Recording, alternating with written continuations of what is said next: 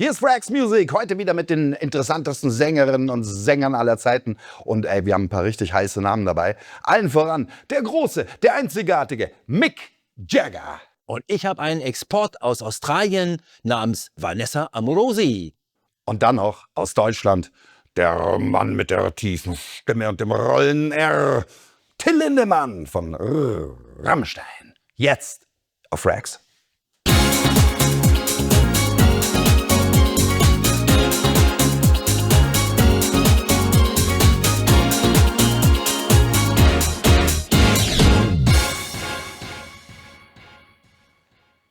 Hallo Leute, schön, dass ihr wieder dabei seid bei Frags Music und heute wieder einmal eine weitere Folge, wo wir über Sängerinnen und Sänger sprechen. Und heute haben wir auch ein paar interessante Namen dabei. Und los geht's, Axel, gleich mit einem der allergrößten Giganten überhaupt. Mr. Mick Jagger von den Rolling Stones. Ja, Axel, was gibt's zu Mick Jagger zu sagen? Er ist wirklich einer der größten Sänger überhaupt. Viele sagen ja, und ich glaube, man kann so argumentieren, die Rolling Stones sind die größte Band der Welt.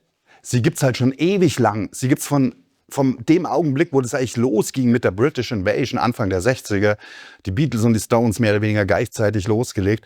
Und seitdem sind die Stones am Start. Und heutzutage, im Jahr 2026, glaube ich, gibt's sie immer noch. Ja. Und ja, Mick Jagger, der ist fast so eine Art Dorian Gray. Oder kennt ihr das aus dem Buch von Oscar Wilde, der Typ, der niemals älter wird? Ich meine, das ist so auch der Prototyp des Rockstars, was auch viel zu tun hat mit Hedonismus. Weißt du, so ist eigentlich eine jugendliche Musik. Und wenn ich mir den Typen anschaue, irgendwie, der wird nicht wirklich älter. Der ist jetzt über 80 und immer noch auf der Bühne so ein Wizard. Ey, Mick Jagger. Ja. Und als Sänger sehr eigenwillig, muss man wirklich sagen. Also nach heutigen Kriterien, wir hatten das schon öfter mal, ja, da hätte er gute Chancen auch durchzufallen, weil er mit seinem speziellen Sound, den er ja auch kreiert hat und halt auch durchgezogen hat, ja. Also der hat sich nicht davon beirren lassen, dass die Leute zu ihm gekommen sind und sagen, du kannst ja gar nicht singen. Er hat einfach gesagt, leck mich doch. Und das macht das aus. Das war diese Aufbruchzeit, aus der stammt, die hat das einfach mit sich gebracht. Ey, ich kann es wirklich, ich weiß, dass es so ist, weil es ja eben diese Schulmaßstäbe gibt. Was ist eine schöne Stimme? Aber so ein Typ wie Jagger, ich meine, was für ein Sänger. So. Die haben ja angefangen, im Grunde eine britische Bluesband. Da gab es ja so, deren Homebase, das war der legendäre Marquee Club. Das war so ein Club, wo diese ganze britische Blues-Szene in den 60ern am Start war, in Soho, in London. Und ich meine, der ist als ganz junger Kerl, hat ja schon 1:1 diesen Blues halt gesungen, so Chicago Blues. Das konnte er perfekt machen. Und dann hat er eben wie andere Bands auch, aber die Stones waren entscheidend auch in dieser ganzen Entwicklung vom Blues hin. Dann gab es dieses kleine Psychedelia-Intermezzo, auch bei den Rolling Stones. Die waren auch mal eine Hippie-Band für ein halbes Jahr. Und danach aber dann diese Entwicklung von dem, was Rockmusik ist. Und da haben sie maßgeblich einfach mitgewirkt. Du hast da ja eine Platte reingenommen. Und ich freue mich wirklich, Axel, weil das ist meine persönliche Lieblingsplatte von den Stones. Und ich weiß, da könnte man endlos diskutieren, was ist das beste Rolling Stones Album. Aber das hier ist Sticky Fingers von 1971. Und die ersten Aufnahmen für das Album wurden schon 1969 gemacht. Das ist also wirklich, wo diese Band in diesem Wandel war. Von einer rein britischen Band hin zu einer Weltband, zu einer auch amerikanischen Band. Du kannst es nicht mehr unterscheiden. Viele ist dann auch aufgenommen worden in Amerika. Die waren dann auch lange in Amerika, ähnlich wie andere britische Bands auch. Und die Rolling Stones, das ist einfach so eine zentrale Band auf diesem Schritt hin zu dem, was Rockmusik wurde. Ja. Und Mick Jagger ist wirklich der Prototyp auch von einem Rocksänger. Dieses Rotzige, dieses Rebellische, dieses Aufbegehrende. Gleichzeitig kann er aber auch super gefühlvolle Balladen singen. Lady Jane oder sowas. Ich meine, der hat alles drauf einfach. Das komplette Repertoire, was du als Rockmusiker haben musst. Und eins noch, was ich so interessant finde, ist, seine Stimme hat sich fast nie verändert. Bei manchen Sängern über die Jahrzehnte hörst du echt den Unterschied, die werden älter. Aber ja, der Typ wird nicht älter von der Optik her und seine Stimme klingt eigentlich auch nicht so sehr anders als in den 60ern. Ne?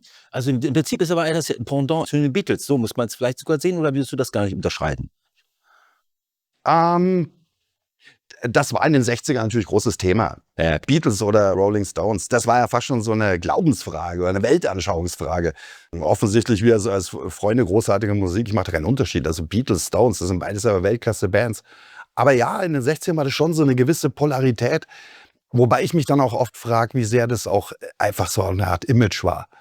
Weil beide Bands natürlich maßgeblich sind in dieser Entwicklung halt von Beatmusik hin zu Rockmusik. Bei den Unterschied würde ich schon sagen, die Stones sind reine Blueser gewesen am Anfang. Während die Beatles waren nicht Blueser, die waren eher Rock'n'Roller. Ja, wir dürfen nicht eins vergessen. Also die Gitarre spielt bei den Rolling Stones ja viel größere Rolle als bei den Beatles. Das muss man dazu sagen. Klar aber das war Begleitung mehr, ne? Kann man sagen. Also so viel kam da nicht rüber. Also bei Stones war schon ganz was anderes. Also. Ja, definitiv. Keith Richards werden wir bestimmt auch irgendwann mal nennen, wenn wir über große Gitarristen reden. Ja. Und die Beatles, Lennon, McCartney, wo der Gitarrist war, hauptsächlich Harrison. Das sind natürlich große Songwriter und so weiter. Aber tatsächlich, die würden einem nie einfallen, wenn wir jetzt sagen, wir reden über die besten Gitarristen der Welt. Eigentlich reden wir über die Stones, aber bei den Beatles keine Anekdote, wo du den Ball da schon hingepasst hast. Das beste Gitarrensolo, was du auf einem Beatles-Album hörst, das ist die Gitarre von While My Guitar Gently Weeps. Wie der Titel schon sagt.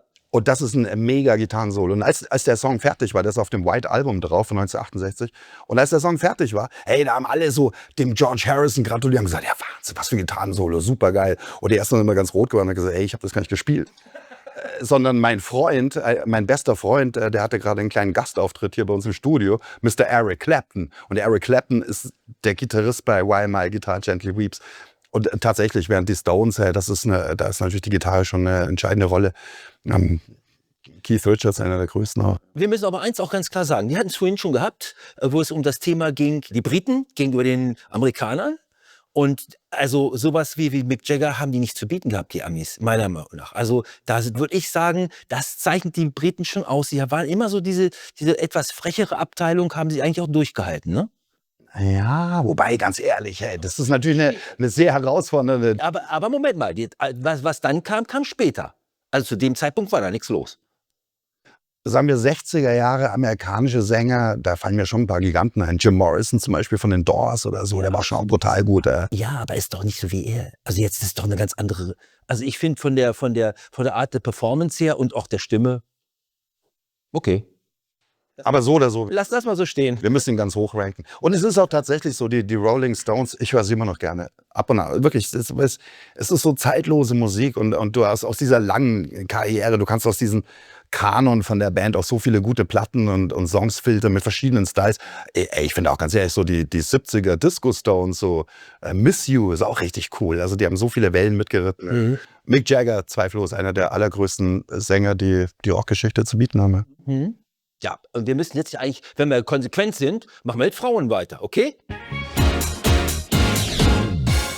Denn Vanessa Amorosi, oh ja, wäre jetzt zu nennen. Jetzt machen wir einen ganz großen Sprung nach vorne, zeitlich gesehen. Also wir sind jetzt raus aus den 60ern, wir sind in den 2000ern gelandet. Denn ich bekam die Aufnahme von ihr 1999, also sozusagen direkt davor. Und zwar rechtzeitig zur Olympiade sozusagen, die nämlich in Australien stattgefunden hat. Und sie ist aus Melbourne, also Umkreis von Melbourne. Das heißt mit anderen Worten, als Australierin haben die sowieso schon gehofft, dass sie dann irgendwie von, weiß ich, Coca-Cola gepickt werden und eventuell, darüber war man sich von Anfang an klar, dass man das versuchen würde. So, und ich lernte lustigerweise den Produzenten, oder primär die Plattenfirma, muss ich ja wirklich sagen, den kannte ich schon länger. Und jetzt kommt's, und zwar aus Südafrika. Denn der war bei Johannesburg und er sprach mich dann an und sagte, wir treffen uns. Das ist hier, damals gab es noch eine Messe für internationale Musik in Deutschland, so dass man sich treffen konnte. Dann ist der tatsächlich rübergeflogen, also aus Australien extra nach Deutschland gekommen. Ne? Also fand ich schon was Besonderes und hatte sozusagen sie im Schlepptau. Also als Demo. Und ich hatte mir das angehört und er fragte mich dann, ob ich sowas dann produzieren könnte. Es ging um Absolutely Everybody. Um den Titel ging es. Das war der erste Titel, den sie auch gesungen hat. Damals war sie 15 Jahre. Und ich hörte das und denke, wow, klingt gut. Klingt echt gut. Die singt ja echt klasse.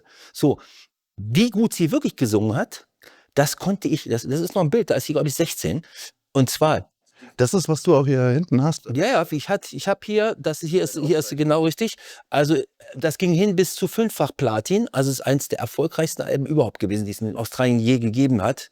Denn die haben auch ihren Peak zu dem Zeitpunkt gehabt. Dann hatte sie hatte dann, das ist wirklich ein wahnsinniger Erfolg. Sie hatte sowohl in Australien das Opening für die Olympiade gemacht. Und wir hatten ja gehofft, dass Coca-Cola das Ganze featured. Deswegen farblich passt auch schon hier das Cover so. Ja. Dieses Rot kenne ich doch. Ja. Ja, aber es war anders. Es kam vollkommen anders wie immer. Wenn du mir das vornimmst, ne, kennst du ja, dann kommt das nicht unbedingt in Wallung. Also, wie ist es gelaufen? Und zwar, es war dann wirklich so, dass es in den ganzen Stadien rauf und runter gespielt worden ist. Und man hat dann gesagt, okay, wenn das so ein Erfolg ist, dann packen wir das nochmal hinten in der Closing-Veranstaltung, wo sie dann an einer großen Kugel runtergelassen worden ist. Ich krieg dann den Auftrag und meinte zu mir, ja, also es wäre super, wenn ich davon eine lange Version machen kann, so ein bisschen mit Latin und so ein bisschen schwungvoll und so weiter. Und da hatte ich auch richtig Bock drauf, das auch ganz anders mal zu machen, den Titel. Und so trug es sich dann zu, dass sie dann in so einer riesen Glocke, also sie war 5 Meter Durchmesser, von ganz oben, also die muss schwindelfrei gewesen sein, ganz oben runtergelassen worden ist, bis sie ganz unten ankam. Und das waren so 2, 3 Minuten. Und ich hatte dann den Sound schon gemacht, weil ich wusste ja nicht, was da genau passiert. Sie hat mir nur angegeben, ja, wir brauchen ungefähr 2,5 Minuten Intro. Das habe ich also dementsprechend auch gemacht. Und so, das war dann so für mich der Auftakt. Und das Gefühl, das muss ich sagen, das finde ich heute noch klasse. Wenn du hörst oder du siehst dann nochmal diesen Auftritt, das ist ja auf YouTube kann man sich das angucken und du weißt, 3 Milliarden Menschen haben das gesehen und du denkst, 3 Milliarden, das war damals noch ein Riesen-Event, die Olympiade, das muss man wirklich sagen. Gut, aber jetzt zu ihrer Stimme, weil das ist ja das, was uns interessiert. Also, dass ich wirklich sagen muss, erst mal mit 15 und dann habe ich ja dieses bekommen und habe da mal genau hingehört. Ich habe nicht nur das gemacht, sondern es war ein ganzes Album. Hier unten sieht man es nochmal. The Power hieß das. Das ganze Album habe ich dann entsprechend produziert, weil sie sagten, ja, warum sollen wir jetzt wechseln? Ja. Und hier da sieht man sie nochmal so in so einem ähnlichen Outfit war sie zu sehen in Sydney 2000. Also als die Olympiade war. Also das war der Grund. Aber ich hatte ja nun mehr mit der Gesangstechnik von ihr zu tun. Und ich hörte mir die an und denke, die klingt wie Christina Aguilera. Und ich meine, wir reden jetzt von den Leuten überhaupt. Also der Höhepunkt war, als ich dann den ganzen Track so zusammen und dann sang sie so frei, so ganz komisch vom Beat her. Ne? Das war ganz, ganz gegen den Beat irgendwie, aber es war gut, ja. Und ich denke, ach gut, da gebe ich mir mal Mühe und schneide das jetzt sozusagen, Editing, ne? Schneide das so hin, dass das genau passt. Nach 2 Stunden habe ich aufgegeben, habe gesagt, das ist einfach so gut gesungen, das kann man nicht besser machen. Man kann das nicht besser machen. Das ist dieser C-Part. Du weißt es dann, das Middle Eight, wie es ja im Englischen heißt. Da haben wir diese 8 Takte, die dann halt eben immer eingefügt werden. Und da hat er das wirklich sowas von auf den Punkt gesungen. Das kannst du einfach nicht besser singen. Und zwar nicht im Beat, sondern gegen den Beat, aber es passte perfekt. Also für mich eins der Highlights. Also würdest du sagen, die hat nicht nur halt einfach eine außergewöhnliche Stimme, was ja eh eine Voraussetzung ist, sondern die hat auch dieses musikalische Talent. Weil ich finde es krass, wenn du erzählst, die war da erst 15. Dann hatte sie ja noch gar keine Erfahrung und auch jetzt diese Persönlichkeit. Du hast ja schon mal erzählt, Axel, ja, von deiner Arbeit mit Udo Lindenberg. Und da hast du gemeint, hey, der Typ ist halt Vollprofi. Ich meine, der ist dann schon erfahren, der kommt rein in die Studio, der weiß genau, was er zu tun hat. Auch bei den Backstreet Boys hast du das ja erzählt.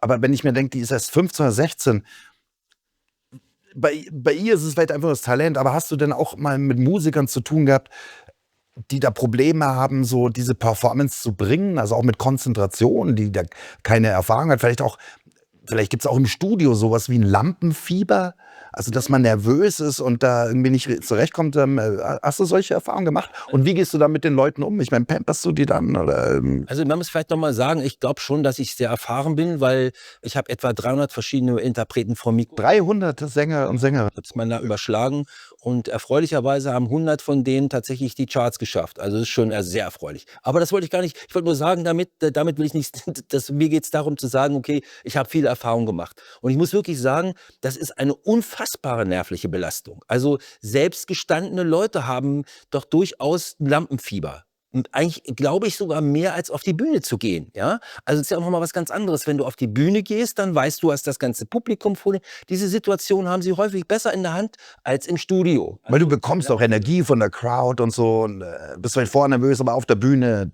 Ja, das lebst du. Ja, aber eine Anekdote noch so nebenbei. Ich habe extra, das gibt kein Studio, was anders so gemacht hat. Ich habe Folgendes festgestellt: Die haben ja normalerweise einen getrennten Aufnahmeraum, Scheiben davor, ja, und dann bist du mit der Scheibe getrennt. Du kriegst nicht mit, was da auf der anderen Seite gesprochen wird. Du stehst dann da, das war meine Erfahrung, weil ich selber mal 82 in so einem Studio stand, um meine erste Single aufzunehmen, und dann die Produzenten, so, dann stoppen die das Band.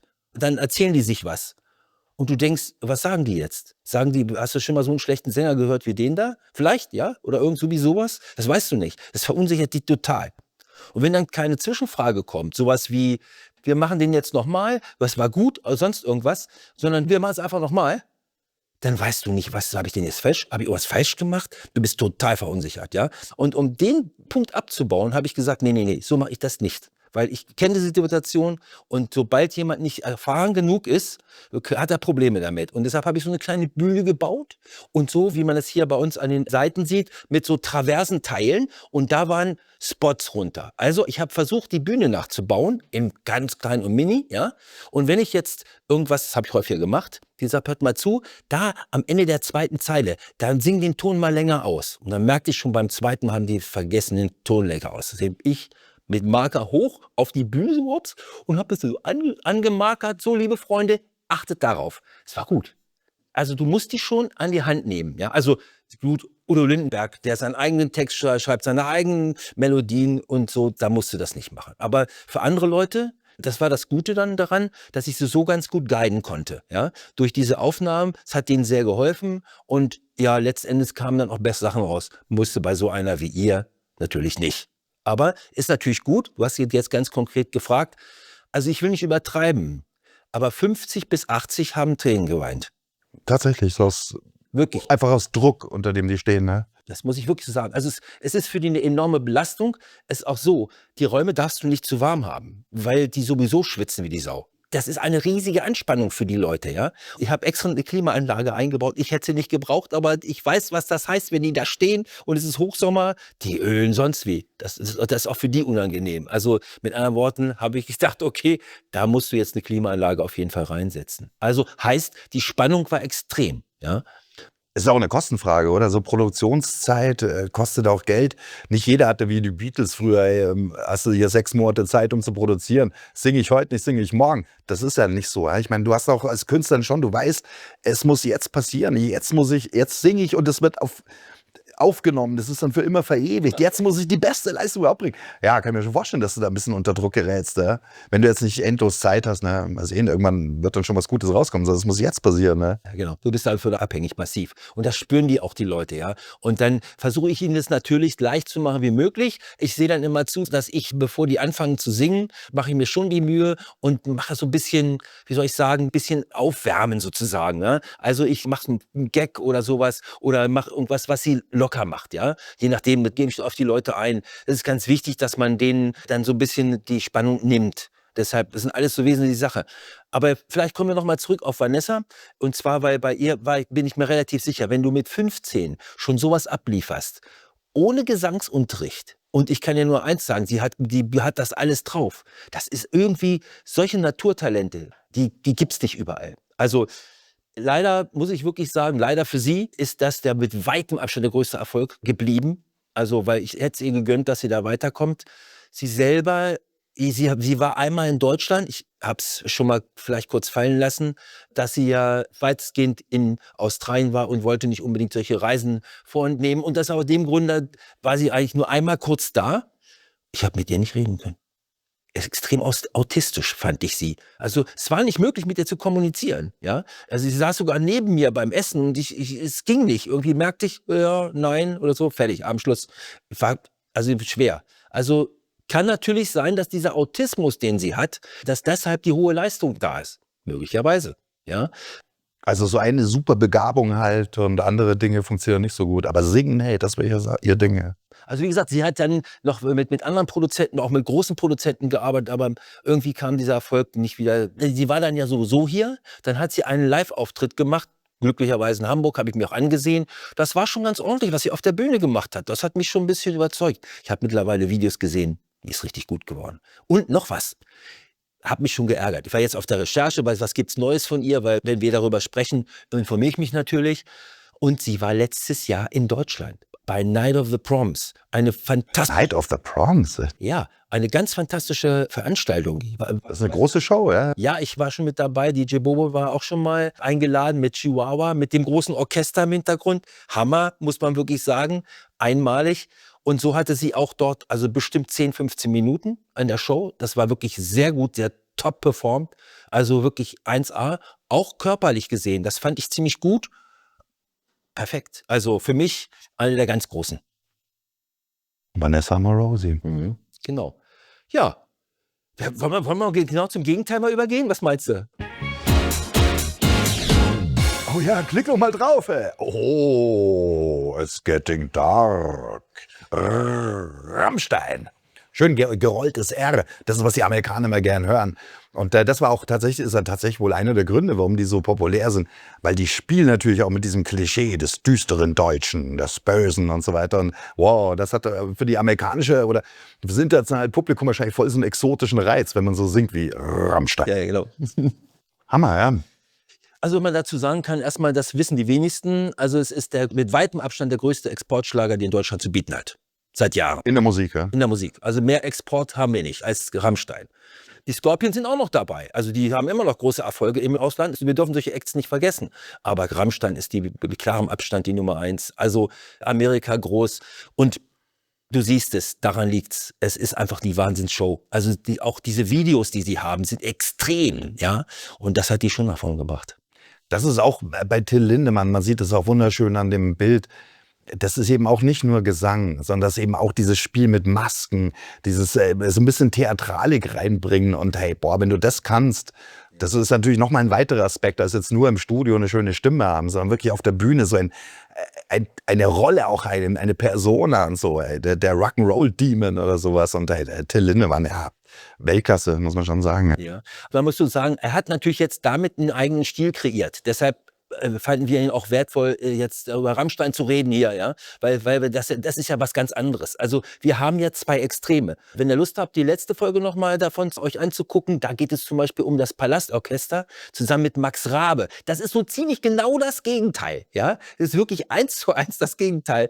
Du hast ja auch mal mit denen zusammengearbeitet, oder? Mit Rammstein. Ich habe mit denen nicht zusammengearbeitet. Es war so, dass ich einen guten Freund habe, der wohnt da ganz in der Nähe und der weiß also durchaus einiges von denen, was die Öffentlichkeit nicht weiß. Also die haben schon ganz schöne Probleme mit sich selber. Und könntest du dir das überhaupt so, das so als Frage, jetzt nicht nur bei Rammstein, sondern vielleicht auch dann allgemein, gibt es für dich als Produzent dann eben auch Sänger, wo du denkst, mit dem oder mit der würde ich gerne mal was machen. Das ist genau, ey, es gibt Regisseure, die haben ihre Lieblingsschauspieler und sagen, mit dem würde ich gerne einen Film machen. Ich habe genau die Rolle für den. Ist es bei dir als Produzent auch so, dass du sagst, die Stimme, die Band, mit denen würde ich gerne was machen? Und würden Rammstein und Till Lindemann dazu zählen? Ja, wobei die machen ihren eigenen Kram. Aber ich gebe zu, es gibt sowas Ähnliches, die heißen Eisbrecher, die machen auch sowas. Sowas würde ich mich echt für interessieren. Hätte ich richtig Bock, was zu machen, gebe ich zu. Ansonsten, wenn es international wäre, also Bryan Adams wäre natürlich mein Fall.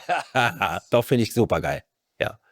Aber wenn wir jetzt den Blick auf Rammstein richten, man muss auch eins sehen. Guck mal, das sind 6 Leute. Ich meine, es ist ein Hammer, dass die immer noch 6 sind, ne? Das muss man wirklich sagen, weil normalerweise schert da irgendwer aus und sonst irgendwas. Dass die als Band so zusammenhalten. Muss man wirklich sagen. Ja. Das ist übrigens auch vorher bei den Rolling Stones so gewesen. Die sind auch deshalb mit die größte Band, weil die einfach immer zusammengehalten haben. Und gerade so die Kernelemente bei den Stones eben, Jagger und Richards, bei allen Schwierigkeiten, die vielleicht auch mal hatten, aber die hatten auch diese Disziplin, auch menschlich. Ja. Wir halten zusammen, ja. Und das ist natürlich auch super wichtig. Und Eigentlich ein bisschen schade, soweit ich das so weiß, ist nur eher das von Scheuen, ja, also mit anderen Worten, da singt kein weiterer, ich weiß vielleicht noch Background so ein bisschen was, aber auf jeden Fall wissen wir nichts darüber, über die anderen. Also, und dadurch haben sie, man muss sich die Gruppendynamik jetzt auch vorstellen. Also es ist nicht so einfach, ja, weil das sind 5 gegen 1, beziehungsweise sie sind es gewohnt, in den Hintergrund zu treten, aber guck mal, wie gleichberechtigt er auch mal wieder auftaucht. Er ist jetzt hier der Mittelpunkt. Normalerweise ist er in der Seite, sonst irgendwo zu sehen. Also er ist nicht derjenige, der das beansprucht sozusagen. Und irgendwann hat er aber auch das Gefühl gehabt, er müsste mal was alleine machen. Und dann, seitdem gibt es Lindemann noch als Act als alleine. Und der hat ja eben auch schon einige Platten rausgebracht. Es ist auch so, da ist er dann doch textlich woanders. Das ist so ein bisschen der Punkt. Ich glaube, deshalb hat die Band selber hat auch sozusagen textlich was mitzusprechen. Ich glaube, das ist nicht nur sein Werk. so soll es ja sein in der Band. Ja. Ja, das stimmt, da hast du völlig recht. Aber wie gesagt, ich finde, dass er dieses Kreierens, dieses mutige Kreierens dieses Stils und auch das Durchhalten, hat das schon verdient, hier jetzt genannt zu werden unter außergewöhnlichen Stimmen. Oh, auf jeden Fall, auf jeden Fall. Und ganz ehrlich, wenn ich mir das Plattencover anschaue, dann vielleicht taucht er auch nochmal auf, wenn wir irgendwann mal wieder Sendungen machen über Plattencovers, weil das ist ja oft sehr interessant. Da gibt es bestimmt noch mehr zu erzählen. Das so, kommt mir immer bekannt vor. Ja, genau. Also Rammstein selber gelten ja als die Band für eine ganz neue Gattung. Neue Deutsche Härte. Die neue deutsche Härte. NDH, nicht NDW, das ist auch noch ein Thema, was wir auch anpacken, aber NDH, also Neue Deutsche Härte, das gilt Rammstein als der Ursprung. Aber wie gesagt, davon gibt es noch einige mehr, die auf eine andere Art und Weise, die rollen nicht alle mit dem R. Das wäre ein bisschen peinlich. Also die haben da schon andere Möglichkeiten, aber sie gehen in die gleiche Richtung. Und daher auch dieses, das kommt nicht, man darf die Grufti-Szene mit ihrem, ja, du weißt, was ich meine, ja, die haben da ja auch schon mal eine Tür aufgemacht, ne? Auf jeden Fall. Es ist ja eine Weiterentwicklung von dem, was du eben Grufti-Szene nennst, diese ganzen Gothic-Sachen, die es auch schon in den 80ern gab. Und die sind halt dann einfach mal ab den, es ging eigentlich schon in den 80ern los, auch mit den Sisters of Mercy oder sowas, ja, wo dann eben diese Gothic-Sachen auf einmal dann noch rockiger werden, noch härter werden. Ja. Sisters of Mercy, das ist eigentlich ein guter Tipp. So. Ja. In den 80ern haben die auch schon diesen Schritt gegangen, Gothic nicht mehr so wie nur Cure zu klingen, so auf einmal klingt das auch ja, fast so ein bisschen Metal-mäßig, die Gitarren, ultra-hard, Power-Chords und so. Ja, genau. Ja. Aber sagen wir mal so, das ist so in Folge, also rein historisch gesehen, dieses Röhr, ne, das haben die so kultiviert, das Ganze, ne? Ja. Und nun, glaube ich, sind wir schon wieder am Ende von unserer Zeit angekommen. Genau. Gut. Also. Deswegen, bleibt uns weiterhin gewogen, unterstützt den Kanal, schreibt auch gerne Kommentare rein und immer auch mal ein paar Vorschläge, ein bisschen Name-Dropping, was wir gerne machen, könnt ihr auch machen. Ja? Deswegen freut mich, dass ihr eingeschaltet habt. Bleibt uns weiterhin gewogen, unterstützt den Kanal, hypt uns und stay tuned, denn wir haben noch einiges vor.